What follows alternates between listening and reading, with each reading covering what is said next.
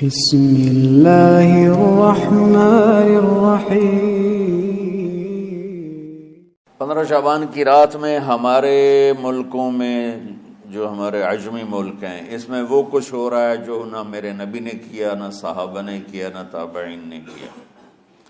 عجیب و غریب عبادات گھڑ لی ہیں، عجیب و غریب اس کے اعمال بنا لیے ہیں اپنی طرف سے، اور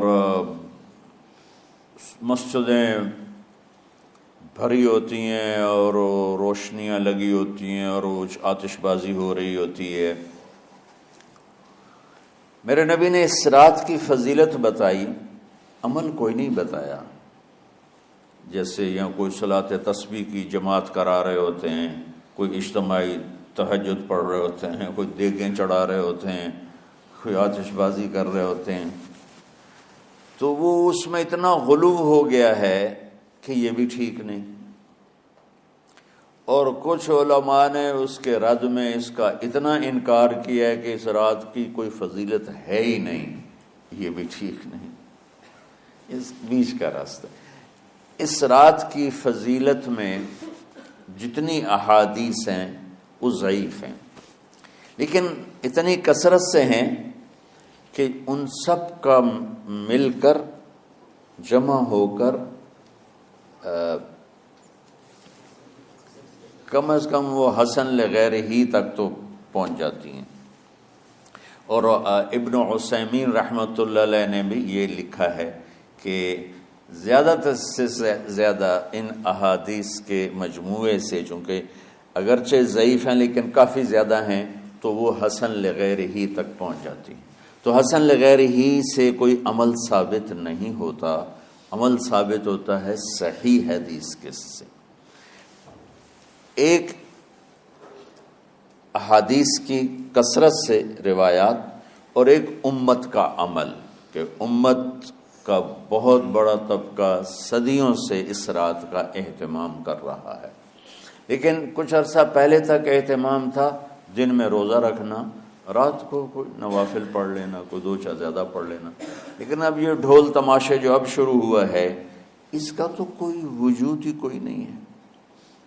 تو اس رات کو اللہ تعالیٰ نے مبارک بنایا، اور حدیث پاک میں آتا ہے کہ اللہ تعالیٰ اس رات میں ساری دنیا کے لوگوں کی بخشش فرماتا ہے سوائے 5 آدمیوں کے۔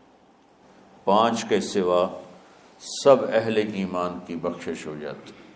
مشرک، المشرک، پہلا مشرک، دوسرا مشاحن، مشاحن کیسے کہتے ہیں؟ دل میں بغض رکھنے والا، کینہ رکھنے والا۔ تیسرا مسبل ازارہ، اپنے پاجامے شلوار چادر کو ٹخنوں سے نیچے تک لے جانے والا، لیکن ایک شرط کے ساتھ کہ وہ تکبر کی وجہ سے ہو، سستی کی وجہ سے ہے، غفلت کی وجہ سے ہے۔ چونکہ جب آپ نے ایک مرتبہ اس کے بارے میں بات کی تو حضرت ابوبکر صدیق نے کہا یا رسول اللہ، میری چادر، عرب چادر باندھتے تھے جیسے ہمارے پنجاب کا لباس چادر تھا، اب وہ کم ہو گئے، ہماری تو بزرگ عورتیں بھی اور مرد بھی سب چادر باندھتے تھے، شلوار کا تو کسی کو پتہ ہی نہیں ہوتا تھا ہمارے بچپن میں۔ یہ تو پھر آہستہ آہستہ جب تعلیم آئی تو شلوار دیہاتوں میں بھی اور شہروں میں عام ہو گئی۔ تو اگر وہ اس لیے لٹکا رہا ہے کہ طبیعت میں تکبر ہے، پھر اس وعید کا وہ حقدار ہے۔ اگر ویسے اس کی نیچے جا رہی ہے تو میرا مالک ایسا، وہ تو ہے ہی رحیم و کریم، ہے ہی رحیم و کریم، ہے ہی رحیم و کریم، صرف شلوار نیچے لٹکانے سے وہ اتنی شدید سزا دے۔ اگر اس کے پیچھے تکبر ہے، پھر ہے یہ، تکبر نہیں ہے تو انشاءاللہ وہ اس سے محفوظ ہوگا۔ تو اپنی چادر کو لٹکانے والا، لیکن بشرط تکبر۔ کتنے ہو گئے؟ عاق لوالدیہ، ماں باپ کا نافرمان، نافرمان ایسا کہ دکھ دینے والا۔ چھوٹی موٹی اونچ نیچ تو ہر بچے سے ہو جاتی ہے، نہیں، جن نے والدین کو ٹکڑے ٹکڑے کر دیا ہو اور ان کو دکھ دے دے دے دے کے ان کا سینہ چیر دیا ہو، چونکہ آپ کہتے ہیں پرزے پرزے کرنا کسی چیز کو، تو اپنے دکھ دے کر اپنی بدتمیزی کے ساتھ اس نے ماں باپ کا دل زخمی کر دیا ہو، ایک یہ نہیں معاف ہوتا۔ پانچواں، مدمن خمر، مسلسل شراب پینے والا، مستقل جو شراب کا عادی ہو، ان پانچ کو مؤخر کر دیا جاتا ہے۔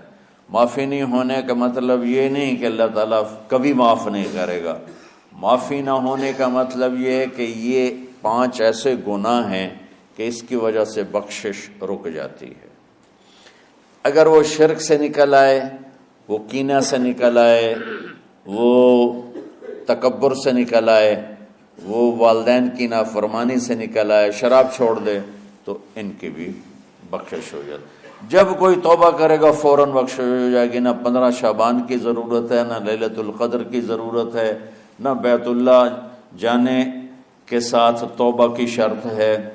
جہاں بھی وہ بیٹھ کے توبہ کرے گا، جس لمحے میں کرے گا، اسی وقت اس کی توبہ قبول ہوگی اور اللہ اس کے پچھلے سارے گناہوں کو معاف فرما دے گا۔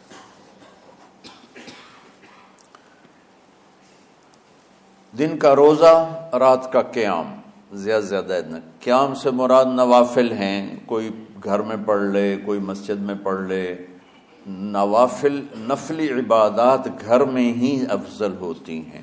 میرے نبی سنتیں ہمیشہ گھر سے پڑھ کے آتے تھے، تہجد اپنے گھر میں پڑھتے تھے، مسجد میں نہیں پڑھتے تھے، سوائے اعتکاف کے آپ اپنے نوافل سنتیں سب گھر میں پڑھتے تھے اور مسجد میں صرف فرض آ کے ادا فرماتے تھے، اور اس کے بعد بیٹھنا ہوتا تھا تو بیٹھ جاتے تھے، اٹھنا ہوتا تھا تو اٹھ جاتے تھے۔ تو اعتدال اللہ کو ہر چیز میں پسند ہے۔ دنیا جو مختصر ہے اس میں کیسے پسند نہیں ہوگا؟ آخرت جیسے معاملے میں بھی اللہ ہم سے کہہ رہا ہے اعتدال، امتن وسطا۔ ایسے عیسائیوں کی طرح ترک دنیا بھی نہ کرو، یہودیوں کی طرح دنیا کے پیچھے نہ پڑ جاؤ، رزق کے حلال بھی کماؤ، اپنے بچوں کو بھی دیکھو، اپنے فرائض کو بھی دیکھو جو دنیاوی ہیں، اور اللہ سے بھی اپنا معاملہ ٹھیک کرو اور درست کرو۔ بعد کے زمانے میں صحابہ کے بعد سے ہی ایک انتہا پسندی امت میں آئی، ساری رات جاگنا۔ فلاں بزرگ تھے، وہ رسے سے اپنے بالوں کو باندھ لیتے تھے کہ نماز پڑھتے پڑھتے جب نیند آئے اور جھٹکا لگے تو رسے سے بندھے ہوئے بالوں سے اس جھٹکے سے تکلیف ہو اور ان کی آنکھ کھل جائے اور پھر نفلوں میں شروع ہو جائے۔ ایک فلاں بزرگ تھے، وہ اپنے آنکھوں میں نمک کا سرما لگاتے تھے تاکہ آنکھیں جل جائیں، اور اس میں وہ جلن پیدا ہو جائے اور نیند اڑ جائے۔ یہ ایسے واقعات بھرے پڑے ہیں۔ فلاں بزرگ تھے، انہوں نے 30 سال عشاء کے وضو سے فجر کی نماز ادا کی۔ یہ اپنی جگہ پہ بزرگی ہے، لیکن یہ بھائیو یہ دین ہم پیش نہیں کر سکتے۔ فلاں بزرگ تھے، وہ 30 سال سے ستو کھا رہے تھے کہ روٹی کھانے اور ستو کھانے میں 70 دفعہ سبحان اللہ کا فرق پڑ جاتا ہے، تو روٹی کھائیں تو 70 دفعہ سبحان اللہ کم کہہ سکتے ہیں، اور ستو کھائیں تو 70 دفعہ سبحان اللہ زیادہ کہہ سکتے ہیں۔ تو لہٰذا ان کا مجھے تو 30 سال ہو گئے، میں تو ستو کھا رہا ہوں، میں تو روٹی نہیں کھا رہا۔ یہ دین نہیں ہے، یعنی یہ وہ دین نہیں جو ہم انسانیت کو پیش کر سکتے۔ یہ تو لوگوں کو دوڑانے والی بات، یہ راہبانیت کی شکل ہے۔ یہ وہ دین نہیں جو ہم لوگوں کو پیش کریں گے تو وہ کہیں گے واہ واہ واہ واہ کیا دین ہے بھائی، قبول کرو۔ یہ ایک قسم کا غلو آیا۔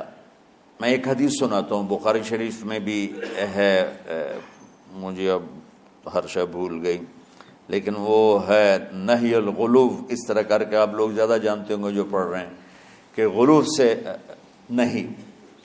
حدیث آپ کو سب کو یاد ہوگی کہ 3 صحابہ آئے اللہ کے نبی کے گھر اور پوچھا کہ اللہ کے نبی رات کیسے گزارتے ہیں، تو گھر والوں نے کہا سوتے بھی ہیں، جاگتے بھی ہیں، کھاتے بھی ہیں۔